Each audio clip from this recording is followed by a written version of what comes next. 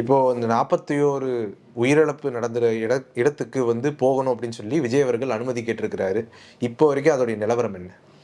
இல்ல 41 மக்கள்ட்டயுமே அடுத்த இந்த சம்பவம் துயர் சம்பவத்துக்கு நடந்த அந்த நிமிடமே அவர் போகணும்ன்றத முற்படுறாரு.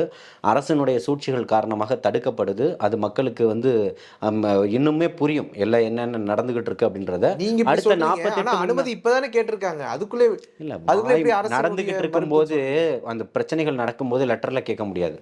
அவர் ஃபோன் கால்ல தான் தொடர்பு கொண்டு கேட்டிருப்பாங்க, அவருடைய சார்பாக. புரியுதுங்களா? 2ஆம் கட்ட தலைவர்கள் கேட்கும்போது மறுக்கப்பட்டதுன்றது எனக்கு தெரியும். அதனால தான் இவ்வளோ பகிரங்கமா என்னால பேச முடியுதுன்னு சொல்றேன். நானும் அங்க இருந்தவன்ற முறையில சொல்றேன். இன்னைக்கு இருக்கக்கூடியத எழுத்துப்பூர்வமாகவும், மின்னஞ்சல் பூர்வமாகவும் கேட்டிருக்கிறாங்க. அதற்கு உரிய நீங்க வந்து அந்த சம்பந்தப்பட்ட சரகத்துக்கு அ அணுகுங்க, அங்க கேளுங்கன்றத அறிவுறுத்தப்பட்டிருக்குது. அதை தொடர்ச்சியாக ஐஆர்எஸ் அருண்குமார் அவர்கள் அத மேற்கொண்டுகிட்டு இருக்கிறாங்க. நிச்சயமாக மக்களுக்கு சந்திக்க போறாரு. அந்த மக்கள்ட்ட தொடர்ச்சியா பேசிக்கிட்டு இருக்கிறாரு. இன்னைக்கு தான் செய்திகள்ல வெளியில வந்துகிட்டு இருக்காரு அவர் பேசுறது. அந்த 2ஆம் நாட்கள்ன்றது திங்கட்கிழமையிலிருந்து செவ்வாய்க்கிழமையிலிருந்து அவர் எல்லாத்துக்கிட்டயும் பேசிக்கிட்டு தான் இருக்கிறாரு. அவர் பேசுறதெல்லாம் எந்த இடத்துலயும் நிறுத்தல. எல்லா குடும்பத்தாரோடவும் பேசியிருக்கிறாரு. இப்ப அது மிகப்பெரிய வைரலாக ஒவ்வொரு சேனல்களும் பேட்டி எடுத்து போட்டுக்கிட்டு தான் இருக்கிறாங்க. அது நீங்க பார்த்தீங்களா இல்லையான்றது எனக்கு தெரியல. அவங்க அவங்க அவர்களுடைய மிகப்பெரிய அன்பையும், அனுதாபத்தையும் சம்பாதிச்சிருக்கிறாரு. அவர்களுடைய அனுதாபத்துக்கு கூட நிற்கிறாரு. இரங்கல் தெரிவிச்சிருக்கிறாரு.